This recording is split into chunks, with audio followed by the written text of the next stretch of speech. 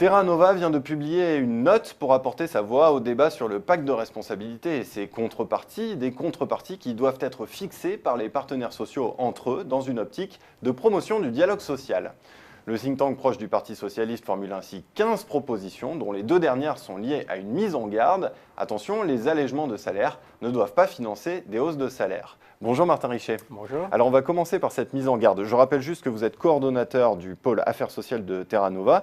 Et dans votre note qui s'intitule « Réussir le pacte de responsabilité pour une culture du dialogue économique et social », vous soulignez le risque d'utilisation des allègements de charges du pacte de responsabilité à des fins actionnariales et salariales. Alors c'est un petit peu étonnant de la part d'un think tank lié au Parti socialiste d'appeler à la rigueur salariale. Alors pourquoi cette mise en garde ? Alors effectivement, nous ne sommes pas précisément des apôtres de la rigueur salariale. Ce que nous avons voulu faire, c'est attirer l'attention vers un risque qui ne constitue pas l'essentiel du pacte de responsabilité, mais un point sur lequel il faut être vigilant.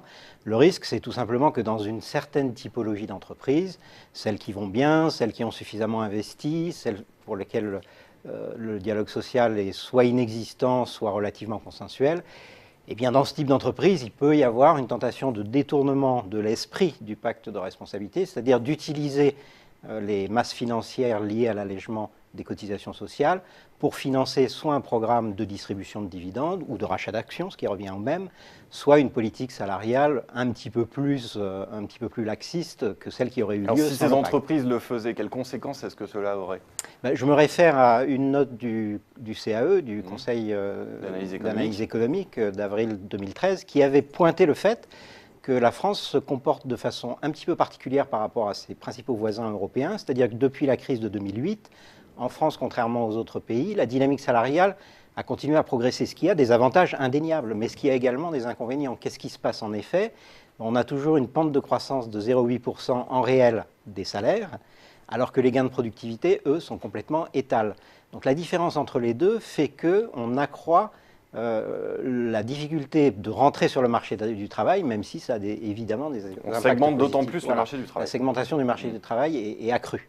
C'est vrai aussi entre secteur public et secteur privé, parce qu'une des choses que je voudrais souligner, c'est que le secteur public est soumis à une rigueur salariale assez forte, avec le gel du point d'indice. Ça fait maintenant plusieurs années qu'il est en vigueur, alors qu'on voit bien que dans le privé, il n'y a pas la même discipline, entre guillemets, salariale. Alors à quoi doivent servir ces allègements de charges ? À investir, à baisser les prix pour être plus compétitif ?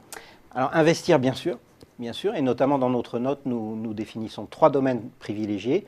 D'abord, tout ce qui concerne la transition écologique et énergétique. Ensuite, également la transition numérique. C'est un des points sur lesquels la France est clairement en retard par rapport à nos compétiteurs internationaux.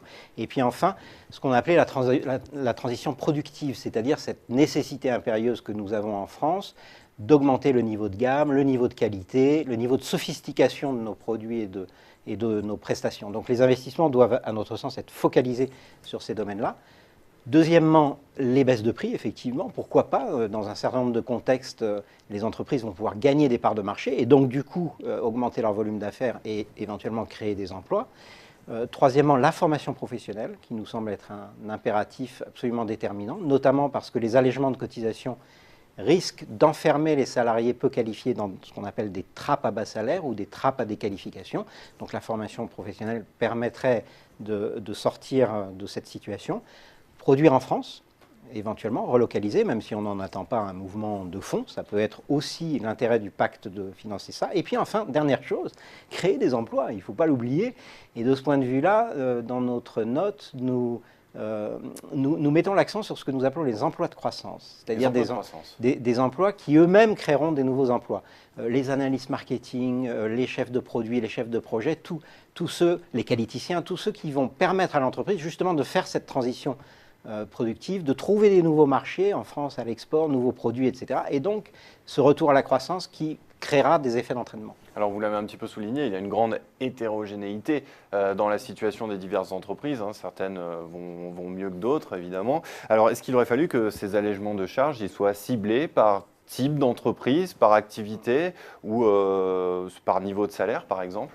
Alors, c'est effectivement une problématique très forte, notamment par niveau de salaire, pour reprendre votre terme, où on oscille entre la volonté de créer des emplois, si possible à court terme, et là on sait que plus les allègements de charges seront concentrés vers le SMIC, plus l'effet est à la fois rapide et important en termes de création d'emplois. Et puis la nécessité, tout aussi impérieuse à notre sens, de travailler sur la compétitivité, donc des effets un peu plus à long terme. Et pour ça, il faut toucher les entreprises qui sont exposées à la concurrence internationale.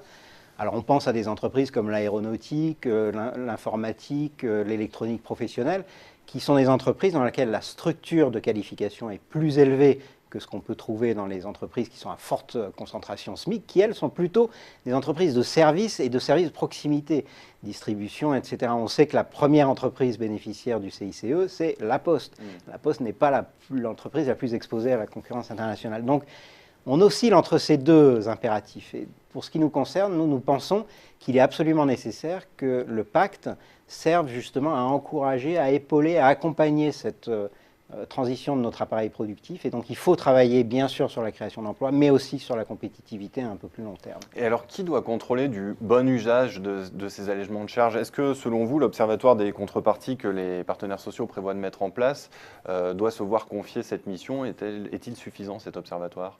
Il n'est pas suffisant, mais effectivement, c'est lui qui est au cœur du dispositif sur la notion de contrôle. Alors, j'en profite pour dire que une de nos propositions, c'est d'oublier ce terme de contrepartie, qui nous semble totalement décalé de l'esprit du pacte. La notion de contrepartie, ça évoque bien la contrainte, l'arrachement d'une concession, donc on est dans un modèle de confrontation, alors que justement, l'esprit du pacte, c'est de recréer la confiance. Donc, pas de contrepartie, nous proposons le terme engagement concerté, pour bien montrer qu'il y a un dialogue social pour déterminer ces fameuses contreparties. Et enfin, le relevé de conclusion du 5 mars, qui a été signé par les partenaires sociaux, propose d'ailleurs de remplacer le terme observatoire des contreparties par le terme qui nous semble plus approprié de observatoire national tripartite. Tripartite parce que syndicats de salariés, patronat, et puis l'État qui évidemment contrôle tout. Donc, bien sûr l'observatoire, mais il y a deux autres choses qu'il faut souligner.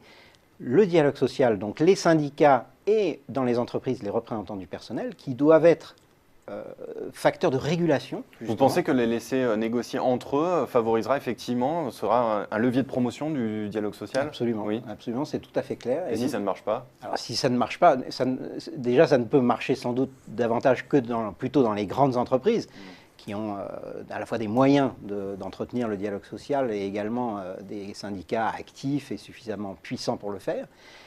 Mais si ça ne marche pas, alors là, on arrive au troisième acteur du contrôle, qui est l'État. L'État passe désengagé complètement. Et de ce point de vue-là, nous proposons de mettre en œuvre, dans le cadre du pacte de responsabilité, un site Internet dédié qui permettrait de suivre dans chaque entreprise les engagements qui ont été pris et leurs réalisations, notamment en connexion avec la fameuse base de données unique qui doit être mise en place dans les entreprises à la suite de l'accord national interprofessionnel de janvier 2013, l'accord sur la sécurisation de l'emploi.